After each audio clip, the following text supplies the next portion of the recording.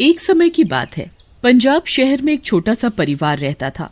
उस परिवार में मंजीत और उसकी पत्नी प्रिशा और उनके 2 बच्चे, जिनका नाम ओम और कशिश था, वे सब आपस में बड़े ही प्यार से रहते थे। एक दिन की बात है, मंजीत ऑफिस से घर आता है और आज वो बड़ा ही खुश नजर आ रहा था। तभी प्रिशा मंजीत से कहती है, क्या बात है, आज आप बड़े खुश नजर आ रहे हो। तुम भी सुनोगी तो खुशी के मारे पागल ही हो जाओगी। अच्छा, हम भी तो सुने, ऐसी कौन सी बात है जो तुम इतने खुश हो रहे हो। तभी मंजीत प्रिशा को बताता है कि उसे कंपनी की तरफ से विदेश जाने का मौका मिला है, वो भी पूरे परिवार को। प्रिशा मंजीत की बात सुनकर बड़ी खुश होती है और कहती है, तुम सही कह रहे हो। हाँ बाबा हाँ, मेरा विदेश जाने का सपना अब पूरा होगा। मेरा सपना था कि मैं भी विदेश जाऊं, पर कभी मुझे मौका ही नहीं मिला, पर अब मेरा ये सपना पूरा होगा। तभी मंजीत कहता है, अब सपना ही देखती रहोगी या सपने से बाहर भी आओगी। क्या करूं, बात ही इतनी खुशी की है कि मुझसे रहा ही नहीं जा रहा। तभी मंजीत प्रिशा से कहता है, अच्छा सुनो, हमें 2 दिन बाद ही निकलना है और तैयारियां भी करनी है, पैकिंग करनी है, बच्चों का सामान भी लेना है। तभी बच्चे भी अपने कमरे से निकलकर अपने पापा से कहते हैं, ये हम भी जाएंगे विदेश। मैं तो अपने सब दोस्तों को बताऊंगा कि मैं विदेश जा रहा हूँ। तभी मंजीत बच्चों से कहता है, ठीक है बता देना। चलो अब जल्दी से खाना खाकर सो जाओ, कल हमें शॉपिंग करने भी जाना है। फिर बच्चे शोर मचाते हुए कल हम शॉपिंग करने जाएंगे और वो खाना खाकर सो जाते हैं। और अगले दिन मंजीत, प्रिशा और बच्चे शॉपिंग के लिए निकल जाते हैं। प्रिशा मंजीत से कहती है, शॉपिंग भी पूरी हो गई, बच्चों का सामान भी ले लिया, अब घर चलते हैं। हाँ चलो घर चलते हैं, कल सुबह की फ्लाइट है, हमें टाइम से निकलना पड़ेगा। और सब लोग घर जाकर सो जाते हैं। अगली सुबह मंजीत प्रिशा को जगाता है और कहता है, तुम सब सोते ही रहोगे या उठोगे भी? 4 बज चुके हैं और 9 बजे की फ्लाइट है, हमें समय से पहुंच जाना चाहिए, नहीं तो हमारी फ्लाइट छूट जाएगी। हाँ ठीक है, तुम तैयार हो जाओ, मैं बच्चों को तैयार कर देती हूँ। और फिर मंजीत, प्रिशा, बच्चे सब लोग तैयार होकर एयरपोर्ट पर पहुँच जाते हैं। और फिर वो सभी लोग फ्लाइट में बैठ जाते हैं और उनकी फ्लाइट कनाडा जाने के लिए तैयार हो जाती है और वो कुछ ही घंटों में कनाडा पहुँच जाते हैं। कनाडा पहुँचकर मंजीत कहता है, लो हमें लेने के लिए गाड़ी भी आ गई और अब हम थोड़ी देर में कंपनी की तरफ से मिले घर में पहुंच जाएंगे। लीजिए आपका घर आ गया। और सभी लोग घर में चले जाते हैं। फिर मंजीत सभी से कहता है, ऐसा करो तुम सब फ्रेश हो जाओ, फिर साथ में मिलकर खाना खाएंगे।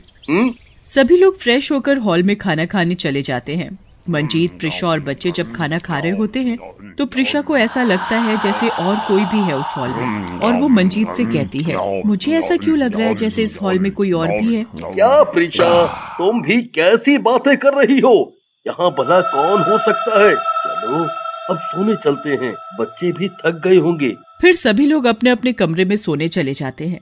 और रात को जब घर के सभी लोग सोए हुए थे, तभी प्रिशा को किचन से कुछ अजीब सी आवाजें आती हैं। तो प्रिशा किचन में जाकर देखती है तो वहाँ उसे कोई नजर नहीं आता, पर उसे ऐसा लगा जैसे मानो अभी अभी कोई किचन से गया हो। फिर वो चुपचाप आकर अपने कमरे में सो जाती है। और अगले दिन प्रिशा मंजीत से कहती है, मंजीत मुझे यहाँ कुछ ठीक सा नहीं लग रहा। प्रिशा तुम भी पता नहीं क्या क्या सोचती रहती हो, ये तुम्हारा वहम है और कुछ नहीं। प्रिशा मंजीत की बात सुनकर कुछ नहीं बोलती। तभी मंजीत प्रिशा से कहता है, सुनो मुझे ऑफिस के काम से जाना पड़ेगा, तुम अपना और बच्चों का ध्यान रखना।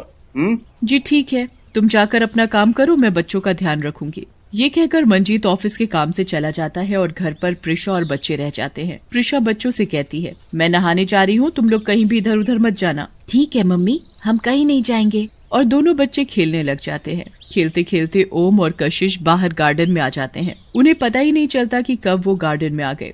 तभी उन्हें एक आंटी दिखाई देती है और वो बच्चों से कहती है, बच्चों तुम लोग अकेले अकेले खेल रहे हो, मुझे भी अपने साथ खिला लो। बच्चे उस अनजान औरत को देखकर डर जाते हैं और अंदर भाग जाते हैं। वो औरत और कोई नहीं, एक चुड़ैल होती है।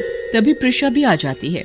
इस तरह बच्चों को डरा हुआ देखकर प्रिशा बच्चों से कहती है, क्या हुआ, तुम लोग घबराए हुए क्यों हो। मम्मा हमें बाहर एक औरत मिली थी, हमें उन्हें देखकर डर लग रहा था तो हम अंदर आ गए। हाँ मम्मी, बाहर एक आंटी थी, वो हमारे साथ खेलने के लिए कह रही थी। तभी प्रिशा कहती है, कहाँ है वो औरत, जरा मुझे भी तो दिखाओ। फिर प्रिशा बच्चों के साथ बाहर चलकर देखती है तो उसे वहाँ कोई भी नजर नहीं आता। तो वो बच्चों से कहती है, कहाँ है वो औरत? मुझे तो यहाँ कोई भी नजर नहीं आ रहा। ये कहकर प्रिशा बच्चों से कहती है, अब तुम लोग अंदर चलकर खेलो, ऐसे अकेले बाहर मत निकला करो। प्रिया बच्चों को लेकर अंदर चली जाती है और चुड़ैल भी उनके साथ अंदर चली जाती है। तभी बच्चे प्रिशा से कहते हैं, मम्मी हमें भूख लगी है, जल्दी से पास्ता बना कर ला दो। ठीक है, अभी 10 मिनट में बना कर लाती हूँ। और फिर प्रिशा बच्चों के लिए पास्ता बनाकर ले आती है और वो बच्चों से कहती है, लो बच्चों, तुम्हारा गर्मा गर्म पास्ता। बच्चे जैसे ही पास्ता खाने लगते हैं तभी कशिश कहती है, ओम भैया मैं अभी आई। ये कहकर कशिश अपने कमरे से अपना बैग लेने चली जाती है। चुड़ैल चुपके से कशिश का पास्ता खा लेती है। तभी वो वापस आकर देखती है कि उसके प्लेट में तो पास्ता ही नहीं है। ओम भैया, आपने मेरा सारा पास्ता खा लिया। नहीं, मैंने तुम्हारा पास्ता नहीं खाया, अभी प्लेट में ही तो था। तभी प्रिशा दोनों बच्चों के झगड़े की आवाज सुनकर उनके पास आती है और कहती है, क्या हुआ, तुम दोनों झगड़ा क्यों कर रहे हो? मम्मी, ओम भैया ने मेरा सारा पास्ता खा लिया। अरे क्या हुआ, खा लिया तो मैं और बना दूंगी। पर मम्मी, मैंने तो कशिश का पास्ता खाया ही नहीं। प्रिशा बच्चों की बात सुनकर हैरान हो जाती है और शाम को जब मंजीत घर वापस आता है तो प्रिशा मंजीत को बच्चों के साथ हुई पास्ता और औरत वाली बात बताती है। देखो, मुझे यहाँ कुछ ठीक नहीं लग रहा।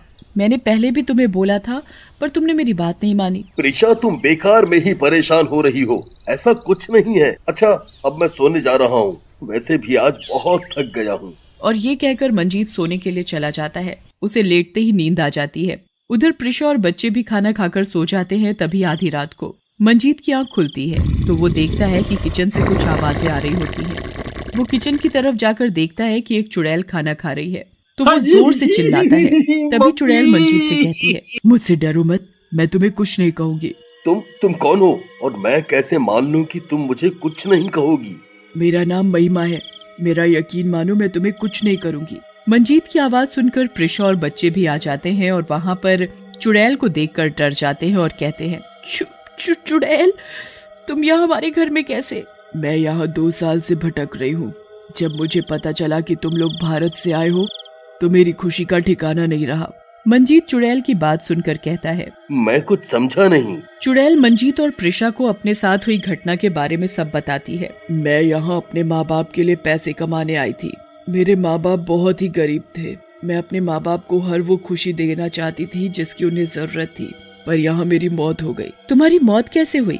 एक रात की बात है, मैं ऑफिस से काम खत्म करके अपने घर जा रही थी। मुझे उसी दिन सैलरी मिली थी और उस दिन मैं बहुत खुश थी कि ये पैसे मैं अपने गरीब माँ बाप को भेजूंगी। तभी रास्ते में कुछ गुंडों ने मुझे पकड़ लिया और वो लोग मुझसे मेरी सैलरी छीनने लगे। तो मैंने देने से मना किया तो उन्होंने मुझे मारकर मेरे सारे पैसे छीन लिए और मेरी लाश को जला डाला और मैं यहीं की यहीं रह गई। जब मुझे पता चला कि तुम भारत से आए हो तो मेरी खुशी का ठिकाना ही नहीं रहा।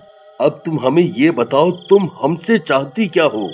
मैं अपने देश भारत जाना चाहती हूँ, जहाँ मैं अपने परिवार वालों को देख सकूं, और तुम ही हो जो मुझे मेरे देश भारत लेकर जा सकते हो। तभी मेरी आत्मा को शांति मिलेगी। चुड़ैल की बात सुनकर मंजीत और प्रिशा कहते हैं, तुम चिंता मत करो, हम तुम्हें जरूर इंडिया लेकर जाएंगे और तुम अपने परिवार वालों को भी देख सकोगी। हाँ, हम तुम्हें जरूर अपने साथ लेकर जाएंगे।